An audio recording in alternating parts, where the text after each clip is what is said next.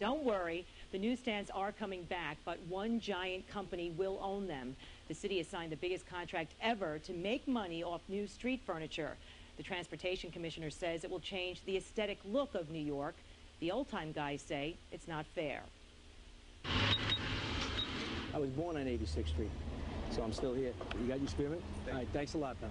You're not giving me any guarantee of staying here once my newsstand belongs to somebody else. For 33 years, Bernard Yulfelder has worked the corner at 86th and Lex, right next to the 4, 5, and 6 trains. He built his newsstand for $5,000.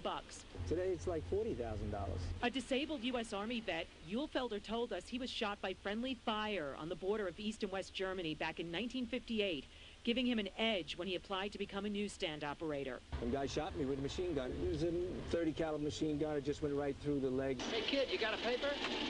If you review some New York history, you learn the newsboys of the early 1900s were replaced by newsstands built for soldiers returning from World War I, many of them on a disabled veterans list. And by the late 1920s, early 1930s, the city started to regulate it. More than 1,500 newsstands dotting the landscape in the heyday of the 40s and 50s. Only about 300 remain.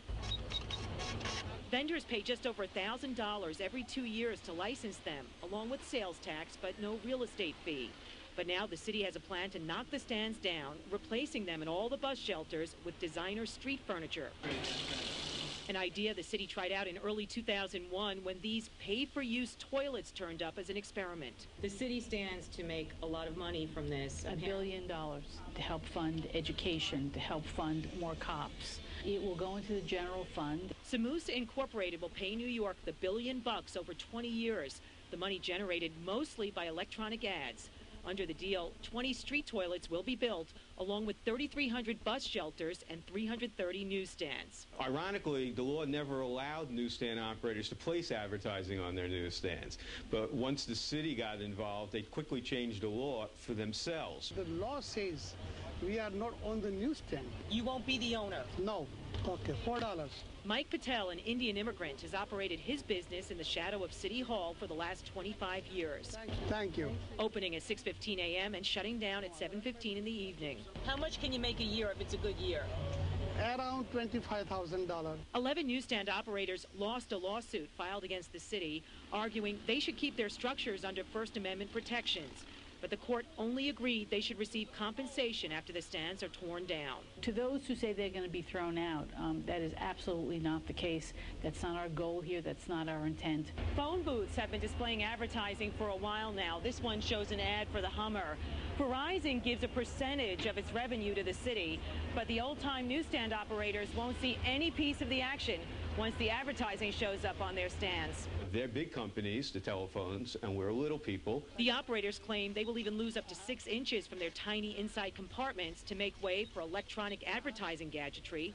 The commissioner says the interior space will actually be larger. Mike hopes the new company will leave him be. Now I'm 57 years old, and I don't get another job for anything these things. And the city won't be tearing down the old stands just yet because the final design isn't done. By the way, we made a call this evening to the Department of Veterans Affairs to see if there's still a list to help disabled soldiers get a vendor's license. Apparently, there is. Okay, I can see why some people will say this is going to add to the homogenization of the city. That's taken away some of the character. I know, but Commissioner Weinschall said it's not cookie-cutter designs that we're going to be getting. She said certain areas will be historic districts of the city, and the design will reflect that. Different things. Thank you, Very interesting. Thank you, Mary. A high school football game.